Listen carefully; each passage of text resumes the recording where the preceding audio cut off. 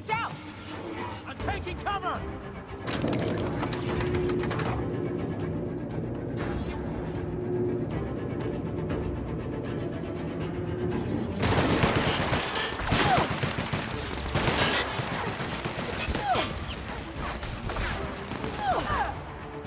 What was that?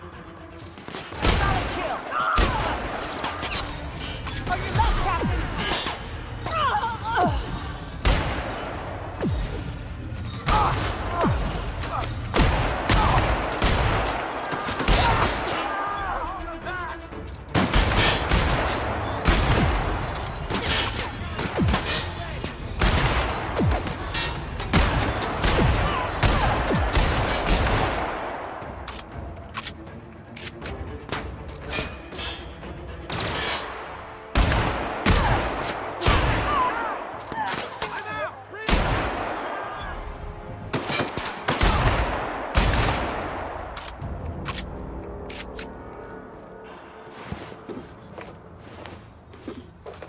Captain, let's talk.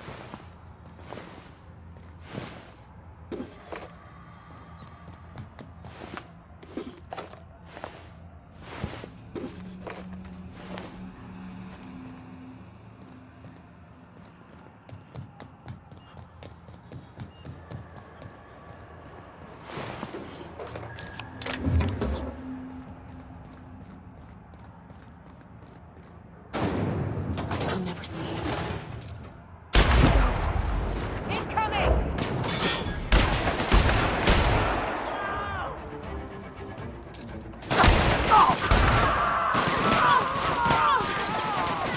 Everyone all right?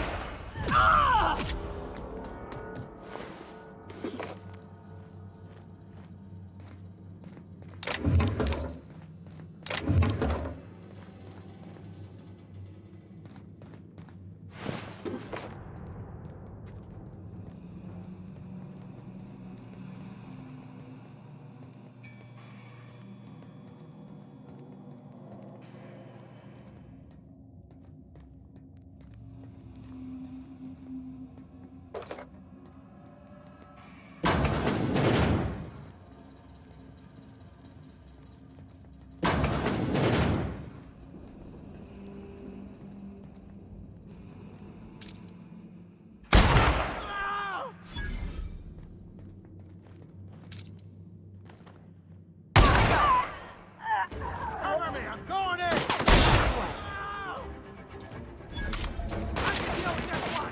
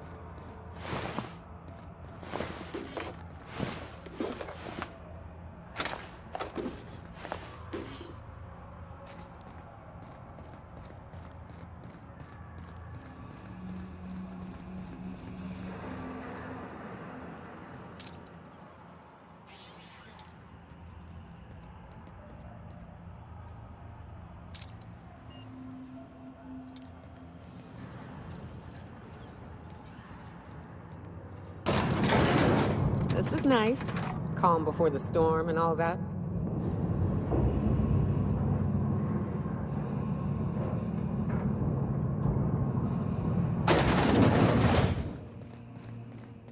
When I pulled you out of the Hope, I never imagined you'd turn me over to the board. Planting a bug in my terminal? That's low. We could have saved this colony, you know. That was always the plan. I revive you, you do as I say. I tell you to go there, get me this, shoot that, and you do as I say. If you'd just listened to me, we could have rescued everyone on the Hope. We could have been the saviors of Halcyon. But you didn't listen. No one in this damn colony ever listens. What? Oh, is this thing not working? Can you hear me now? Oh, wait a minute. You were mocking me. Unbelievable. If you think I'm going to admit defeat and throw myself at the mercy of the board, oh, you're wrong. I've still got some fight left in me. I can still bloody your nose.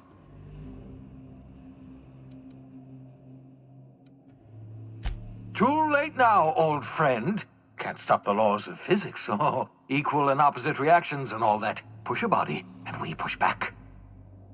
Don't worry about me. Worry about what I'm willing to do. Oh, I've got nothing to lose. I've got nothing to live for. But I'll tell you what I do have. Oh, I've got a gun. And I've got Adjutant Akande as my hostage. Not bad for an old man, eh?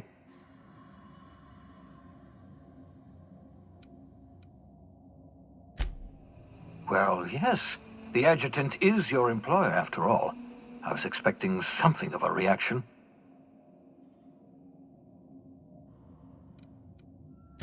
Say what you will, but I can't risk letting you interfere. The only thing worse than Halcyon collapsing is this psychotic monster living to see it happen. If you insist on interfering, I will be forced to kill you, and I don't want that. I've programmed the Labyrinth's mechanical warden to kill you on sight. I'm sorry to have to do this, but I can't take any chances with you. You were my greatest success, and my greatest disappointment.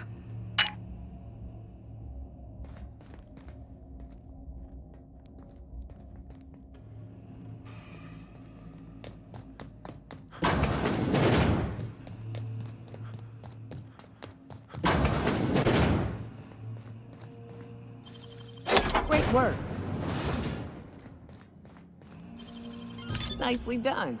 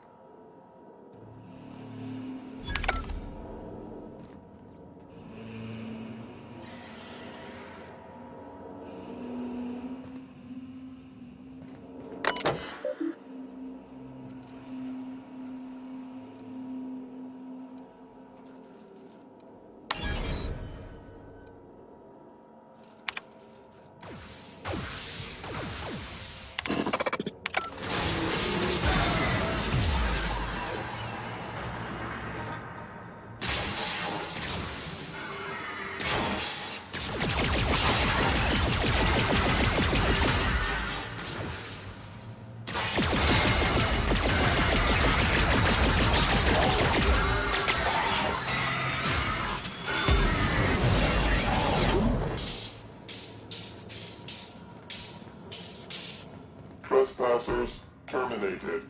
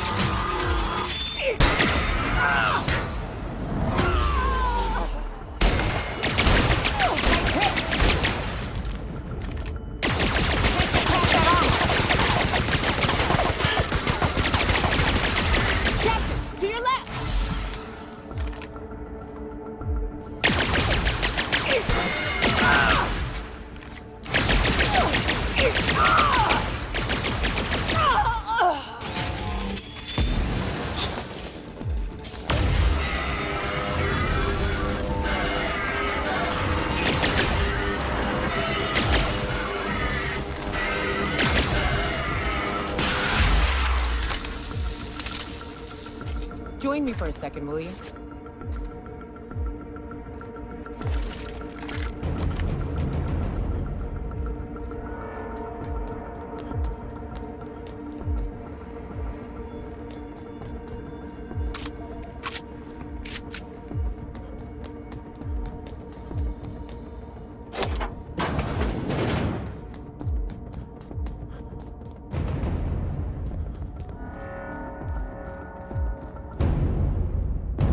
And we're stalking. And we're stalking. Die, you traitor! Don't mess with us.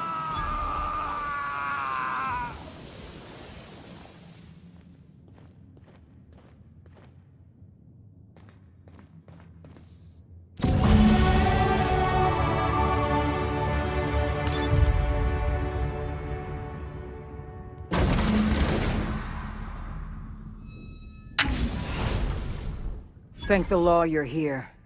That madman was out of control. You were right to put him down. He was too far gone to be of any use to us. And what about you? You aren't hurt, I hope.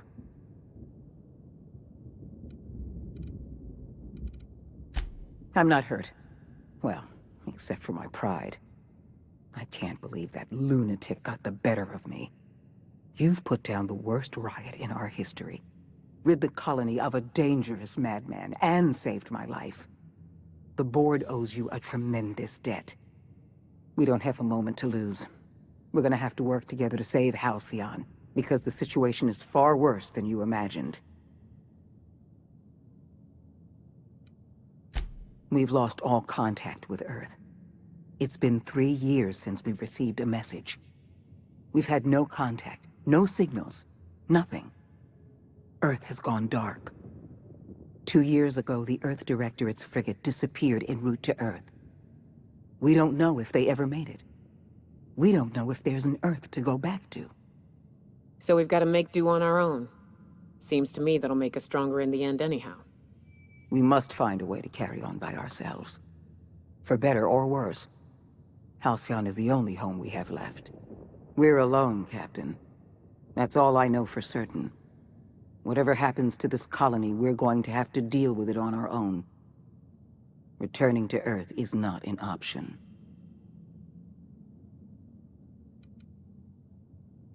Yes, we do have a long road ahead of us. But I have faith in you.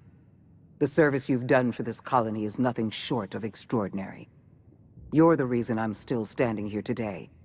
The board will survive because of you. And as the board goes, so goes Halcyon. It's time we carried out the program. I trust I can count on your support, Captain.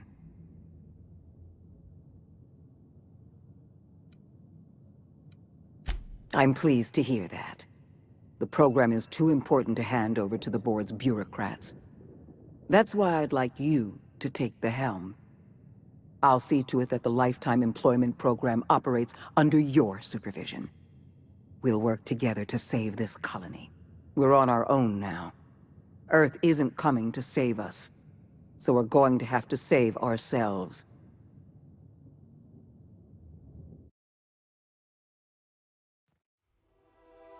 The OSI teaches that everything in the universe happens according to the grand plan. But the stranger that arrived in Halcyon was an unplanned variable. From the moment he landed in Emerald Vale, his actions altered the course of history. The riots in Tartarus ended in a total victory for the board. Without any significant threats to challenge their power, the board asserted their control over the colony. The Lifetime Employment Program began immediately, and the people of Halcyon did exactly what they were expected to do. They obeyed. Sophia Akande converted the labyrinth from a prison to a processing center. She jettisoned the original colonists out of the Hope and transformed the ship into a massive storage facility. One by one, the workers of Halcyon surrendered themselves to the program. They arrived with their families and their friends, their colleagues and their neighbors, and then, one by one, they marched into their stasis chambers. As the workers of Halcyon slept in their hibernation chambers, their settlements became ghost towns, left behind by the board to be reclaimed by nature. Only Byzantium remained, a shining beacon of civilization in an otherwise abandoned colony. The people of Byzantium spent the rest of their days gorging themselves on their stockpile of resources. As for the workers of Halcyon, they never felt the effects of the collapse. They never felt anything at all. Left leaderless, the people of Stellar Bay and Amber Heights were slowly but inevitably picked apart by the wildlife of Monarch. Left unchecked, the war on Monarch consumed both MSI and the Iconoclasts. And when the sulfur clouds settled, only stragglers from both factions remained. Some found their way to Sublight, some to Terra 2, and some lived their final years fighting for food in the wilderness. In the end, only the beasts remained. Over the years, the ruins of Edgewater caused irreversible environmental damage to the landscape of Emerald Vale, owing largely to the presence of toxic compounds in the town's building materials. As for Edgewater's former workers, their remains provided a source of nourishment for the region's fauna, leading to an explosion in the sprat population. The collapse of Edgewater left its workers bereft of any purpose in life. Most of them made their way to Adelaide McDevitt's camp, hoping to ingratiate themselves into her favor. Adelaide accepted only a few to her community. The rest were turned away and likely died of starvation. Nevertheless, Adelaide's camp grew into a well-established town. It was only a matter of time before the adjutant sent her troops to wipe out Adelaide's town. Only one deserter escaped the massacre. He was believed to be carrying the last remaining copy of Adelaide's research. The bounty on his head remains unclaimed. Junlei Tennyson struggled to maintain the Groundbreaker's independence. Mechanical failures forced her to make increasingly uncomfortable compromises to stabilize her ship. The board bought her out of the Groundbreaker one deck at a time. While she kept the ship intact, her role as captain became a symbolic one. As smaller settlements were swallowed up and their workers drafted into the lifetime employment program, Byzantium continued to thrive. While its citizens lived in decadence and extravagance, a small cadre of scientists worked to solve the nutrition crisis that threatened Halcyon. No one else much noticed the townships that disappeared from the map, or the luxuries that slowly lost their luster year by year. As hard as she tried to drink them away, Nyoka's memories eventually overcame her. Traveling with the crew served as a constant reminder of the family she'd lost, and so she eventually returned to Monarch to get back to what she found most comfortable: the deep end of a bottle and the far end of a trail. Few have seen her since, but travelers often swear they hear her and her machine gun in the night, screaming swears and spitting bullets. Before his untimely death, Captain Alex Hawthorne had plans to restore and modify, for combat purposes, a sanitation and maintenance automechanical that he'd found in a state of disrepair in Emerald Vale's scrapyard. That unit remains broken down and forgotten in the unreliable supply closet to this day. Though Minister Clark was eventually released from house arrest, long years of isolation left him a changed man, little suited for bureaucratic work or for the colony that was changing around him. He remained in his estate largely by choice, fading from public view.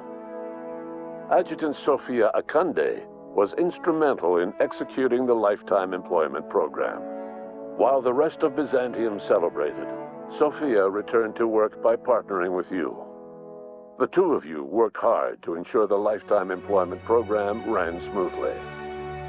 With Halcyon's workers suspended in a state of hibernation, starvation and chaos are problems of the past. The lifetime employment program succeeded in its goals, but that success came at a price. The Halcyon of today is nothing at all like the colony of yesteryear. Power remains concentrated in Byzantium, but all the colony's resources serve the lifestyle of the elite, thereby transforming Halcyon into one of the smallest and most exclusive colonies in the system. And what about you, the unplanned variable in the history of Halcyon? After the riots on Tartarus came to an end, you threw in your support with Sophia Akande. While Akande administered the board herself, you oversaw the lifetime employment program, stamping out corruption and negligence. Under your leadership, the program ran smoothly. Halcyon's workers were treated with a modicum of dignity. Your involvement kept the board honest and allowed the board scientists to work without the meddling of bureaucracy. No one knows what's happened to Earth, and no one knows what the future has in store for Halcyon. All we know for certain is this: the name of the Unreliable and that of its intrepid captain will remain the subject of countless stories for years to come.